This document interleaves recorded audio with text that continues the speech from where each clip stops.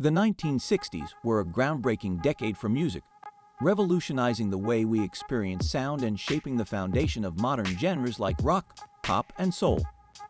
During this era, countless bands captivated audiences with their unique styles, unforgettable hits, and cultural influence. While some groups achieved lasting fame, many talented acts that once topped the charts eventually faded from mainstream memory. These lesser-known bands left behind incredible legacies that deserve to be remembered and celebrated. Which 1960s group brings back the best memories for you? Share your favorite hidden gems from that iconic decade and join the conversation about music's golden age. The Tornadoes skyrocketed to fame in 1962 with their groundbreaking instrumental hit Telstar, a futuristic-sounding track that captivated audiences worldwide. Composed by Joe Meek, the song was inspired by the satellite of the same name and became a cultural phenomenon.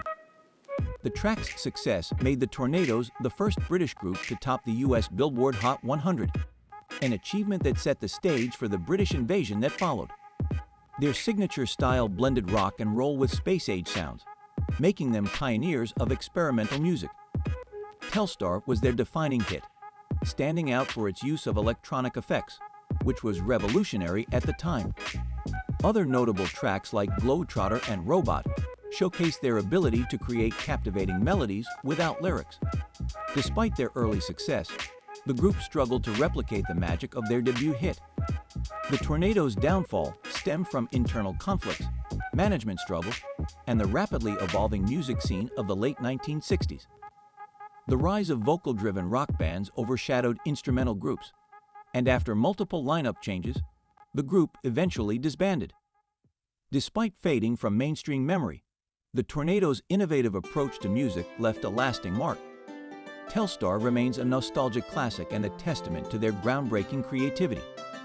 Their contribution to the rise of British bands in the US paved the way for iconic groups like the Beatles, cementing their place in music history as trailblazers of their era.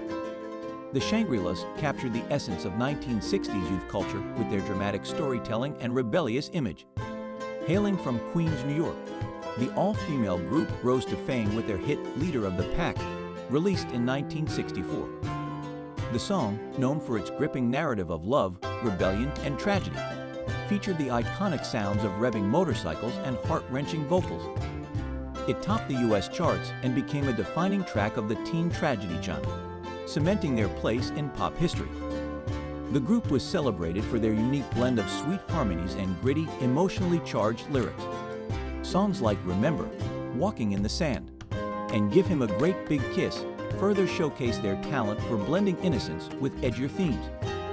Their bold leather jackets and tough girl personas stood out in an era dominated by polished girl groups, making them icons of counterculture chic. Despite their success, the Shangri-Las time in the spotlight was short-lived. Legal disputes with their record label and a rapidly changing music industry took a toll on the group. By the late 1960s, the members went their separate ways, disbanding without ever fully reclaiming their former glory. However, the Shangri-Las influence can still be felt in modern music. Their rebellious spirit and narrative-driven songs inspired countless artists, from punk rockers to indie storytellers. Leader of the Pack remains a timeless anthem of youthful heartbreak, and the group is remembered as pioneers of storytelling in pop music. The Honeycombs burst onto the music scene in 1964 with their smash hit, Have I the Right? The song's upbeat tempo, distinct foot-stomping rhythm, and catchy chorus captured audiences worldwide. Reaching #1 in the UK and #5 in the US, the group's unique sound was further amplified by the presence of Honey Lantry, one of the few female drummers in rock at the time.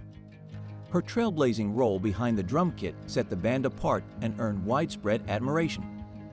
Formed in North London, the Honeycombs were discovered by songwriting duo Ken Howard and Alan Blakely, who penned Have I the Right?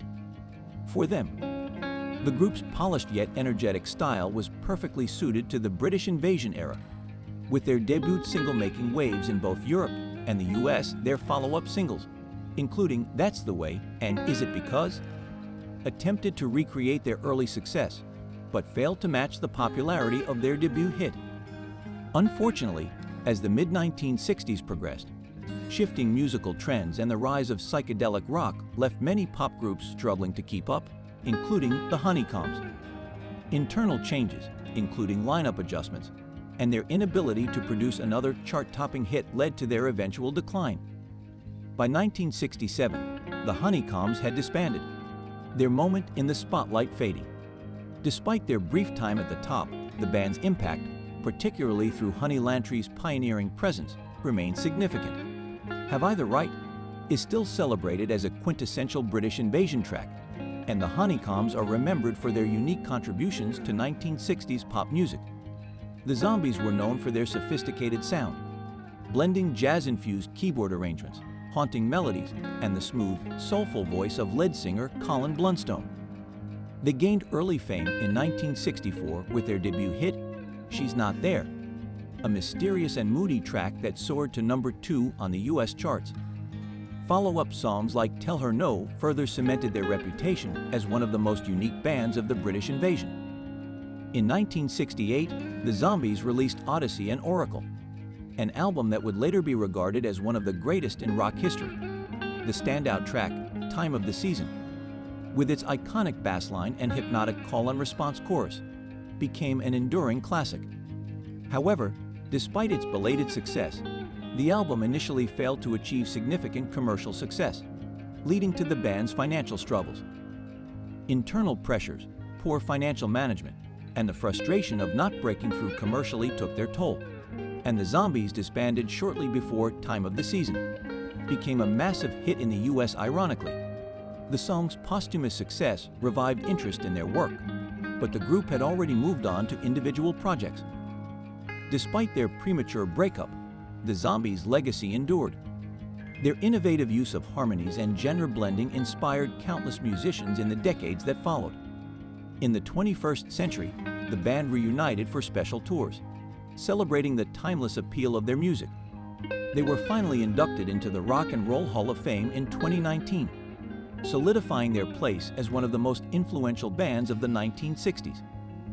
The Dave Clark Five were at the forefront of the British invasion, known for their energetic performances and distinct Tottenham sound, driven by powerful drums and saxophones.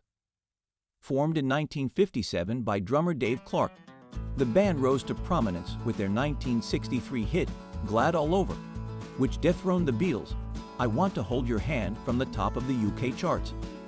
Their catchy choruses and upbeat rhythms made them fan favorites on both sides of the Atlantic. Throughout the mid-1960s, the Dave Clark Five enjoyed immense success with hits like Bits and Pieces, Because, and Catch Us If You Can. They became regulars on American television shows like The Ed Sullivan Show, making over a dozen appearances. The band's clean-cut image and lively sound made them a worthy rival to the Beatles in the early days of the British invasion. However, by the late 1960s, the music scene evolved with the rise of psychedelia and more experimental rock. The Dave Clark Five struggled to adapt their sound to the changing musical landscape. While they continued to release new material, their lack of reinvention led to diminishing chart success.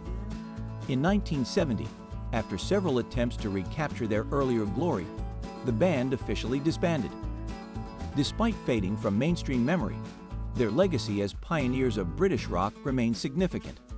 The band was inducted into the Rock and Roll Hall of Fame in 2008, a testament to their influence during one of the most groundbreaking eras in music history. Their hits, especially Glad All Over, continue to be celebrated as defining tracks of the 1960s. The association captivated audiences in the 1960s with their rich harmonies, polished sound, and orchestral arrangements that set them apart from the rising rock bands of the era. Formed in California, the group quickly rose to fame with their breakout hit Cherish in 1966, a romantic ballad that topped the Billboard charts and became a defining love song of the decade. Their upbeat follow-up hit Windy in 1967 also reached number 1 and cemented their reputation for creating catchy, harmony-driven pop music. Tracks like Never My Love further showcased their ability to blend intricate melodies with emotional lyrics. However, as the music scene shifted toward heavier, more experimental rock in the late 1960s, the association's polished pop style began to feel outdated. Internal conflicts and creative differences also strained the group. Although they attempted to embrace the changing music trends, they struggled to maintain their initial popularity. Subsequent albums didn't achieve the same level of success, leading to lineup changes and the gradual decline of their mainstream appeal. Despite their commercial decline, the association left a lasting impact on the soft rock and sunshine pop genres. Their lush harmonies influenced future artists, and their timeless hits continue to be featured in films, TV shows, and commercials. The group occasionally reunited for nostalgia tours, celebrating their contributions to 1960s music and keeping the spirit of their classic hits alive for new generations. The Easybeats, hailed as one of Australia's first international rock sensations, burst onto the scene in the mid-1960s with their electrifying energy and infectious sound. Formed in Sydney in 1964 by a group of European immigrants, the band quickly gained a massive following with their catchy, upbeat tracks and charismatic stage presence. Their global breakthrough came with the 1966 hit Friday on My Mind, a spirited anthem about working-class life and the weekend's freedom. The song topped charts worldwide and became a staple of 1960s rock, cementing the band's reputation as trailblazers. However, despite their international success, the Easybeats faced significant challenges. Creative differences between members and increasing pressure to replicate their global hit strained their unity. The music scene was also rapidly evolving, with more experimental sounds taking over. Financial mismanagement added to their woes, leaving the band struggling despite their fame. Although they produced several more noteworthy songs, such as Heaven and Hell and Good Times, they couldn't recapture the magic of Friday on My Mind. By 1969, the band disbanded, with members pursuing separate careers. Guitarist and songwriter George Young found success as a producer and mentor to AC/DC, further contributing to rock music's legacy. Though their time in the spotlight was brief, the Easybeats' influence remains significant, and Friday on My Mind is still celebrated as one of the greatest rock songs of its era. The Marvelettes made history as Motown's first female group to score a #1 hit on the Billboard Hot 100 with Please Mr. Postman in 1961. The catchy tune, driven by a youthful plea for a love letter, became a defining moment for Motown Records and set the stage for the label's future dominance. Formed by a group of high school friends in Inkster, Michigan, the Marvelettes had a unique sound that combined doo-wop, R&B, and pop influences. Their early hits, including Beechwood 45789 and Playboy, showcased their fun, relatable lyrics and harmonious vocals. However, despite their early success, the group faced internal struggles and external pressures.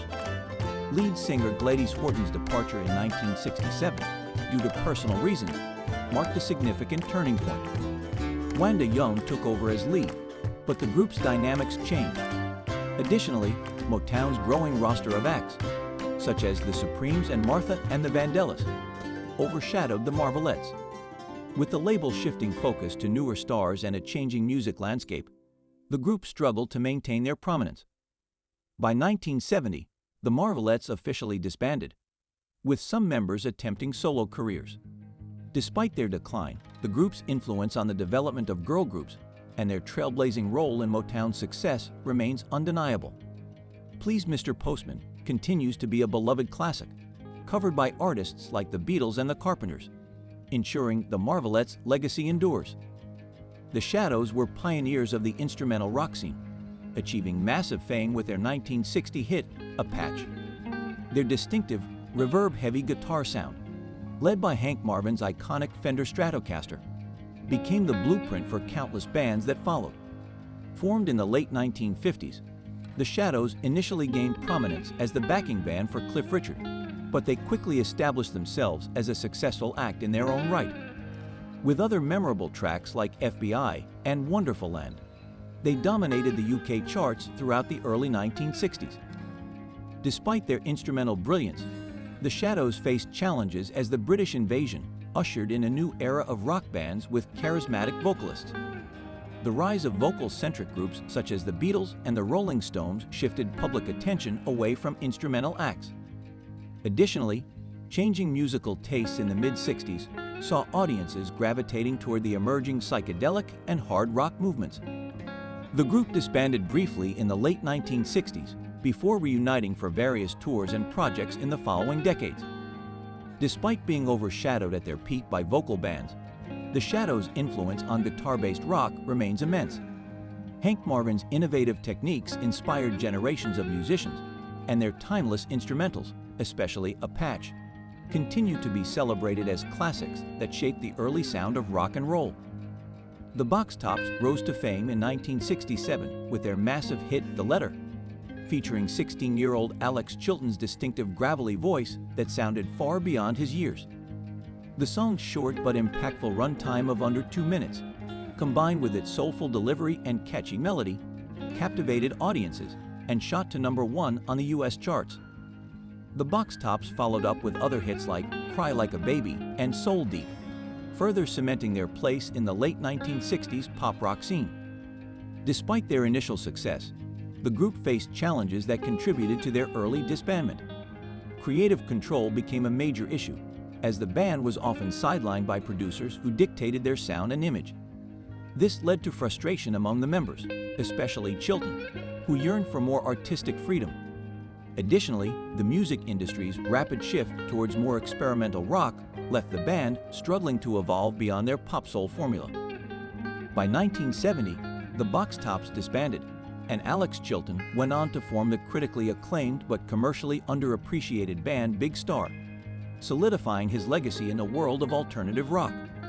Although their time in the spotlight was brief, the Box Tops' raw sound and unforgettable hit The Letter continue to resonate with fans and remain a staple of 1960s nostalgia playlists. Their influence on blue-eyed soul and power pop is still acknowledged by music historians and modern artists alike. Paul Revere and the Raiders burst onto the scene in the mid-1960s with their energetic performances, catchy rock tunes, and distinct revolutionary war-themed stage outfits.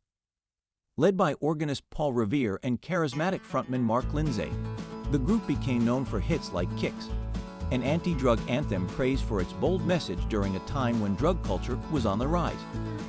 Other notable tracks, such as Hungry and Indian Reservation, showcased their ability to blend pop hooks with socially conscious lyrics.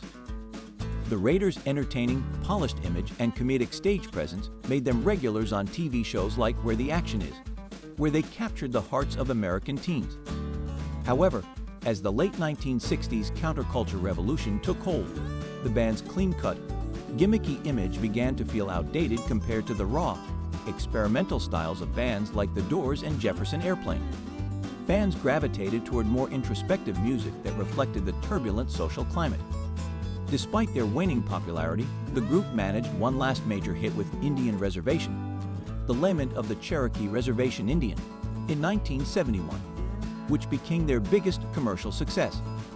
However, by the mid-1970s, internal tensions and shifting music trends led to lineup changes and diminishing returns. Paul Revere and the Raiders continued to tour in various forms, with Revere maintaining the group's legacy until his passing in 2014. Their lasting contribution to the early rock and roll era is remembered for its fun, theatrical flair and pioneering television presence, making them a beloved symbol of a bygone era of wholesome yet rebellious rock.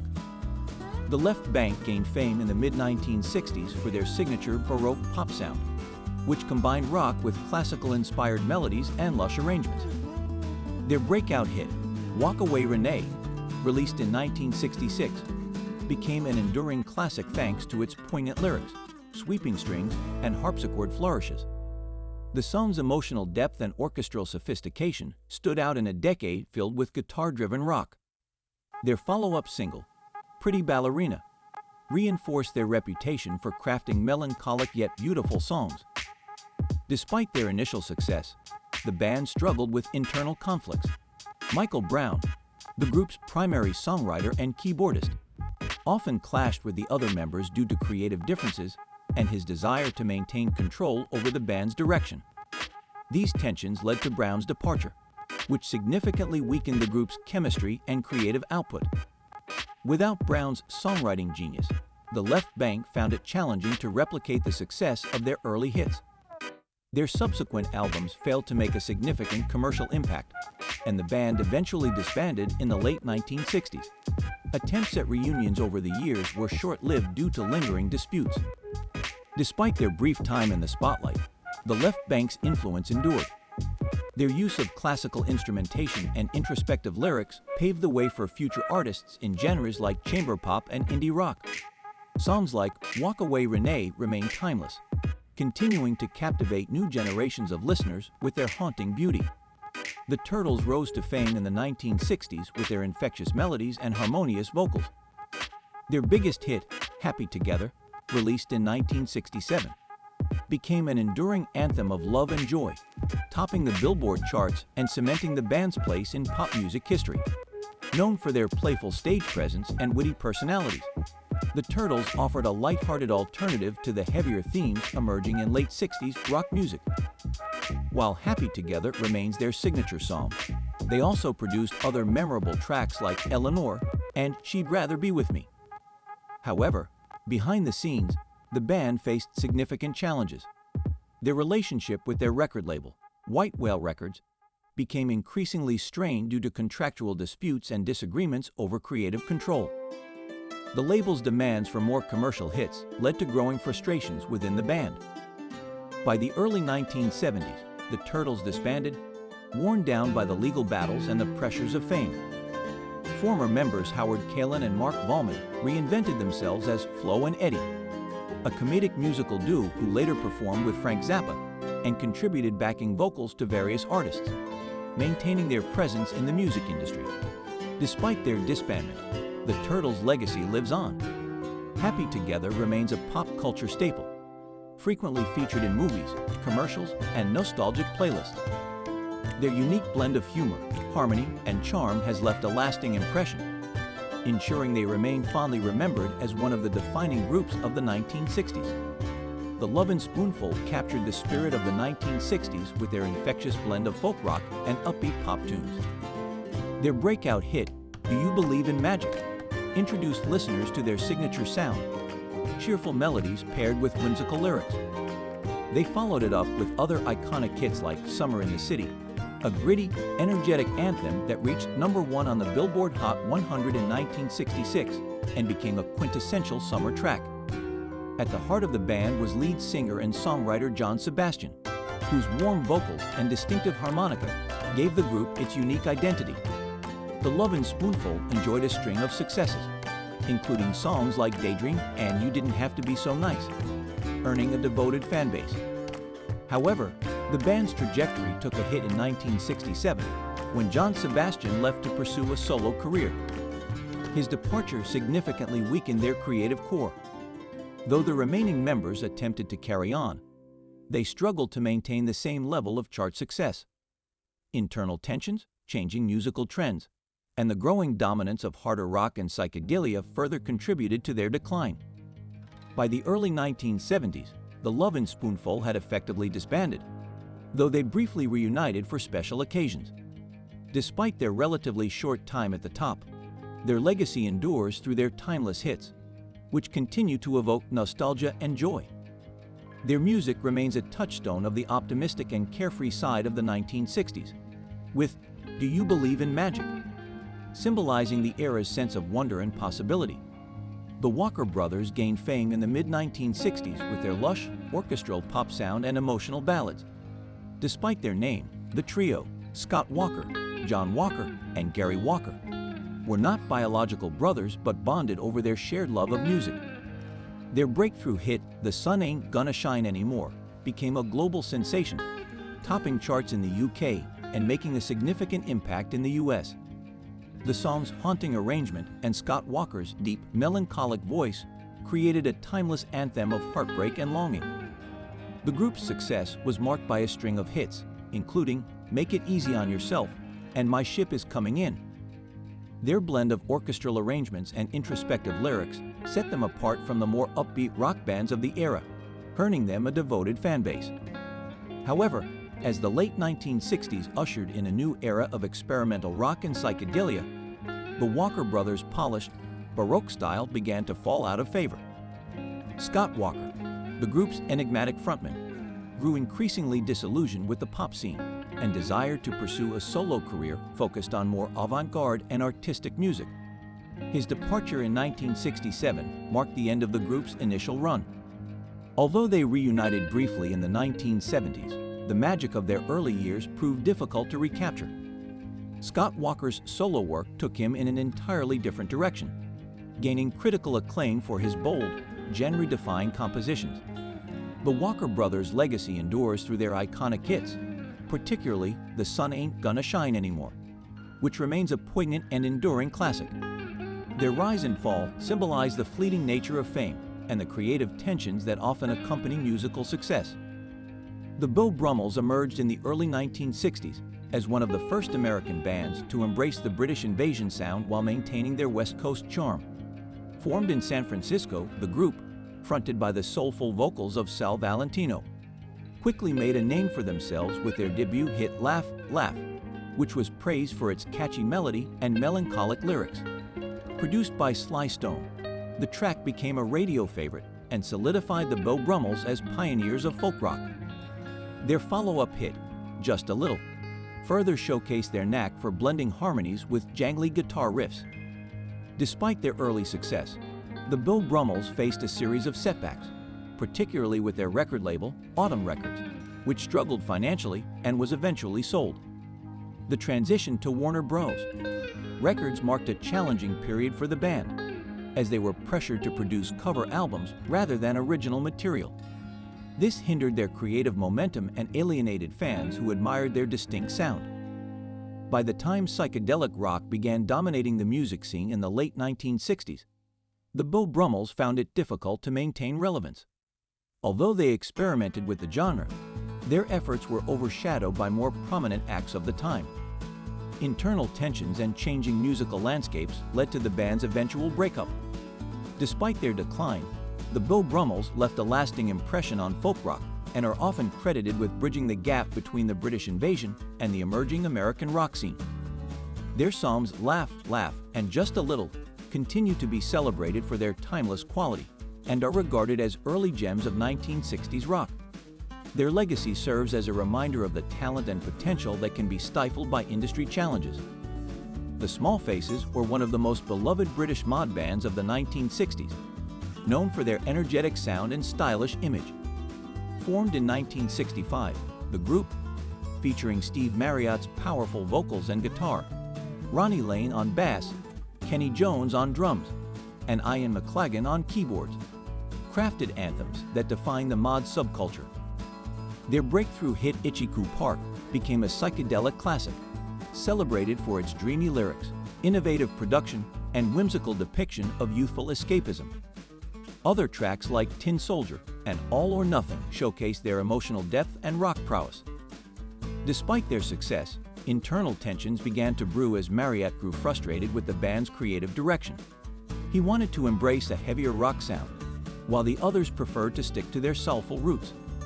In 1969, Marriott left the band to form Humble Pie, a decision that led to the Small Faces' dissolution. Shortly after, Ronnie Lane, Kenny Jones, and Ian McLagan teamed up with Rod Stewart and Ron Wood to form Faces, which became a celebrated rock group in its own right. While the Faces thrived, the Small Faces' legacy as pioneers of mod rock and psychedelic soul continued to grow. The band's influence can still be heard in the music of artists who followed, and their innovation in sound and style remains iconic. Itchy Coo Park is often hailed as one of the defining songs of the 1960s, ensuring that the Small Faces' contribution to music history would never be forgotten. Spanky and Our Gang gained fame in the late 1960s for their upbeat folk rock sound and lush harmonies. Fronted by lead singer Elaine "Spanky" McFarlane, the band captivated audiences with hits like Sunday Will Never Be the Same, a melancholic yet catchy song that became their breakout success. Songs such as Like to Get to Know You and Lazy Day further showcased their blend of sunshine pop and introspective storytelling, making them a favorite during the era of flower power and social change. Despite their rising success, the group faced a devastating setback in 1968 when band member Malcolm Hale, who played lead guitar and provided vocals, tragically passed away from carbon monoxide poisoning. His sudden death left the remaining members in shock and grief, leading to the eventual disbandment of Spanky and Our Gang. The loss of Hale, combined with the pressures of fame and the shifting music landscape, made it difficult for the group to continue. After the band's breakup, McFarlane continued performing, occasionally reuniting with former members and paying tribute to their iconic hits. Although Spanky and Our Gang had a relatively brief time in the spotlight, their unique blend of folk, pop, and jazz influences left a lasting impression. Their music, with its rich harmonies and thoughtful lyrics, remains beloved by fans of 1960s music and continues to evoke the nostalgic charm of an era defined by both joy and loss. The Cyrkle burst onto the music scene in 1966 with their infectious hit, Red Rubber Ball, a bright and upbeat tune co-written by Paul Simon and Bruce Woodley of The Seekers. The song's catchy melody and optimistic lyrics quickly climbed the charts, reaching the top 5 on the Billboard Hot 100. Their follow-up track, Turn Down Day, also gained some attention, cementing the band's brief but memorable impact on 1960s pop music. The Cyrkle was known for their clean-cut image and polished sound, which fit well with the mainstream pop scene of the mid-60s. Managed by Brian Epstein, the same man behind the Beatles, the band appeared poised for long-term success.